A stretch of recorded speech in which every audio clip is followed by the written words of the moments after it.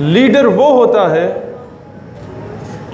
जिसे तारीख नूरुद्दीन जंगी के नाम से जानती है कि जब उसकी ख्वाब में रसूलुल्लाह सल्लल्लाहु अलैहि वसल्लम तशरीफ़ लाते हैं और कहते हैं कि नूरुद्दीन, मुझे दो शख्स बहुत ज़्यादा तकलीफ़ पहुंचा रहे हैं, तुम उनको तलाश करके कैफिर किरदार तक पहुंचाओ। तो पूरी मदीना की गलियों से उन्हें ढूंढा जाता है और पता चलता है कि ये वो लोग हैं जो कि हजूर सल्लल्लाहु अलैहि वसल्लम के रोज़े मुबारक तक एक सुरंग खोद रहे हैं और जस्ते अथर को लेकर कहीं और शिफ्ट करना चाहते हैं।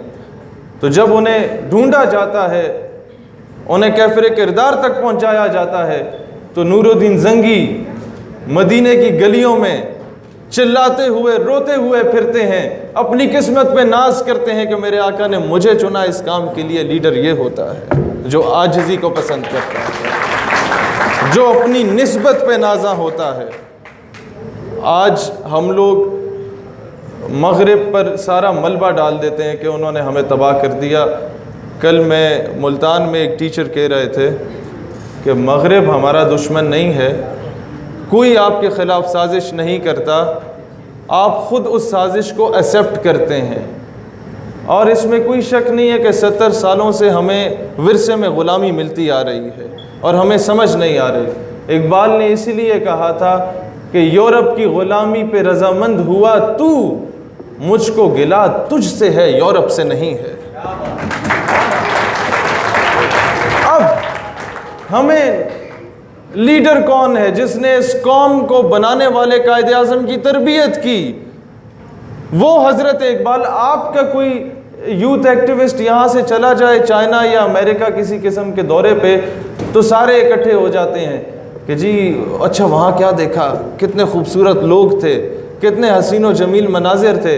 वो कहता है जवाब में कि जी 500 मीटर लंबी ट्रेन वहाँ पर चलती देखी, वहाँ बुलेट ट्रेन्स देखी, वहाँ यहाँ तो 2 शहरों में मेट्रो हैं, वहाँ पूरे मुल्क में मेट्रो ही मेट्रो देखी। वहाँ के नज़ारे क्या बात है वहाँ की। और आप अंदाज़ा करें आज से 100 साल पहले तो इंटरनेट भी नहीं था, टेलीविज़न भी नहीं था। अल्लामा इकबाल जब बरतानिया आला तालीम हासिल करने गए तो पूरा पिंड इकट्ठा हो गया।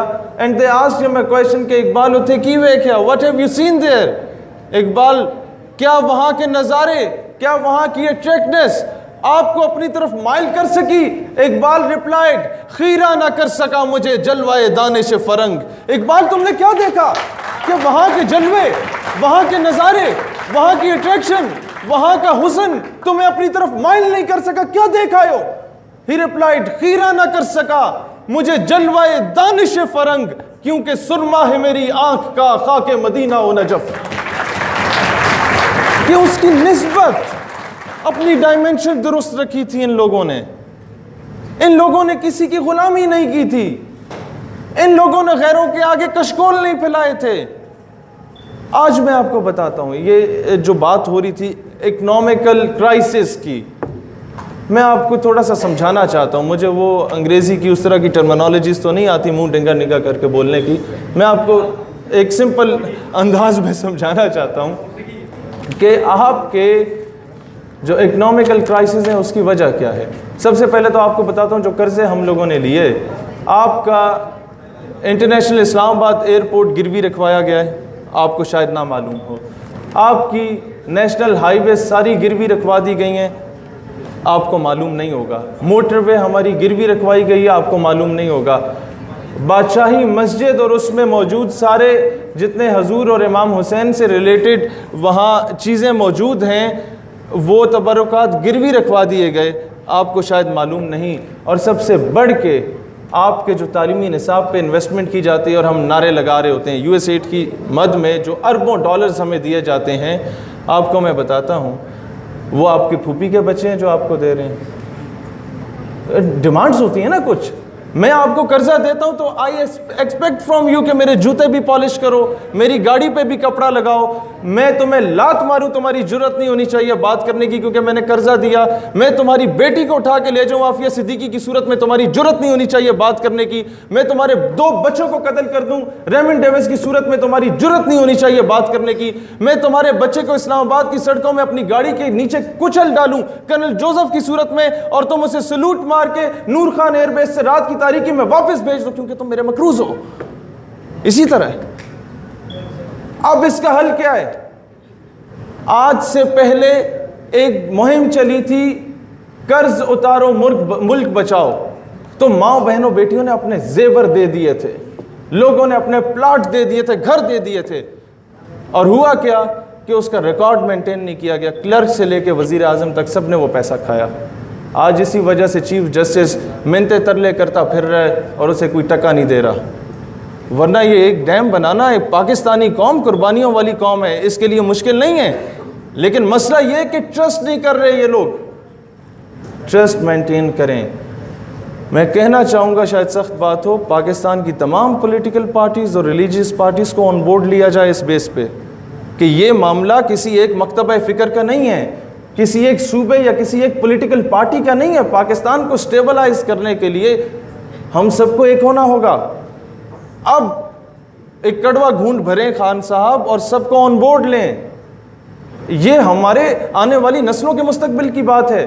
और दूसरी बात, ये कब हम लोग सही मायनों में ये कश्मीर का केस लड़ेंगे या फ़लस्तीन की आवाज़ उठाएंगे? हम नहीं उठा सकते। हम तो अपनी बेटी की आवाज़ नहीं उठा सकते। हमारा वो 3rd क्लास फॉरेन ऑफिस का नुमाइंदा जाके कहता है कि जी आफिया पाकिस्तान नहीं आना चाहती, उसके साथ डेली रेप किया जाता है, वो पाकिस्तान नहीं आना चाहती। सख्त बात करने लगा हूँ माजरत के साथ, उसकी बहन को कोई उठा के ले जाए और बोले कि जी वो अभी वापस आने नहीं चाहती। ये तो इस तरह की मिसाल है। तो खुदारा ये जब जाके भीख मांगोगे ना, जब कशकोल फैलाओगे, तो कभी भी आपकी माँ बहन बेटी की इज्जत नहीं होगी। फिर पिंड का जो चौधरी है वो कभी भी बेटी उठा के लेके जा सकता है। अब लीडरशिप पे बात आती है। मेरे भाइयों और बहनों, हम उस दिन एक कामयाब और ख़ुद मुख्तार कौम बन सकेंगे जो ये मांगे तांगे की 2 रोटियां हम लोग खाते हैं उसको मुस्तरद करेंगे और हक हलाल की आधी रोटी पे गुजारा करना शुरू कर देंगे। और गैरत क्या चीज़ होती है? आज इट इज़ वेरी अनफॉर्चुनेट, आपने देखा होगा ना कि जितने यूथ समिट्स होते हैं सरीना में, मैरियट में, पीसी में, मैं आप लोगों के सामने बात करूं और मैंने शायद 1-2 जगहों पे बात की क्योंकि आप सारे यूथ एक्टिविस्ट हैं, आपको बुलाया जाता है। जब बर्मा में हमारी बहन के तिक्के बोटियां बनाई जाती हैं, उन्हें बरहना करके उसकी वीडियोस को वायरल किया जाता है, आप लोगों की नज़र से गुजरी होंगी। जब फ़लस्तीन में मुसलमान बेटी के साथ रेप किया जाता है या उसके अबाया को या दुपट्टे को ज़बरदस्ती खींच लिया जाता है और ये पता चलता है कि पाकिस्तानी कौम बरे सग़ीर का जो ख़िता, ये बड़ा जज्बाती ख़िता है, ये दोबारा मैदान अमल में कहीं ना आ जाए, ये कहीं कलम छोड़ के हथियार ना उठा ले, तो होता क्या है कि पूरी यूनिवर्सिटीज़ और कॉलेजेस से टॉप क्लास के पढ़े लिखे ज़बरदस्त एनर्जेटिक स्टूडेंट्स को इकट्ठा किया जाता है और इनवाइट किया जाता है अमेरिकन एम्बेसडर की जानिब से सरीना में या मैरियट में। वहाँ आके अमेरिकन एम्बेसडर आपको दर्स देता है कि बेटा, Islam is a very beautiful religion, it teaches us the message of love, peace and interfaith harmony. समझ रहे हैं? आप जाके उसे बोलें, अंकल जान, बिल्कुल इस्लाम अमन का दर्स देता है, लेकिन आज आप ये अमन का दर्स हमें ना दें, जाके नेटो फोर्सेस को दें या इजराइल को दें जो कि मासूम लोगों का कत्लेआम कर रहा है।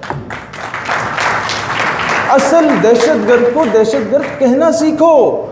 मैं फैसलाबाद में अमेरिकन डिप्लोमेट आई थी, मैं उसके सामने अपना रोना रो रहा था, बता रहा था आपने कहाँ कहाँ जुल्म किया। वो अप्रिशिएट कर रही, वो कहती है आप बिल्कुल सच बातें कर रहे हैं। होता क्या है कि उसे तकलीफ नहीं होती, साथ बैठा हुआ एक और ऑफिसर होता है, उसे आग लग जाती है, आप जी एक्सट्रीमिज्म को प्रोवोक कर रहे हैं। हम शाह से ज़्यादा शाह के वफादार बने हुए हैं। मसला ये है, हम मुफ्त की गुलामी किए जा रहे हैं।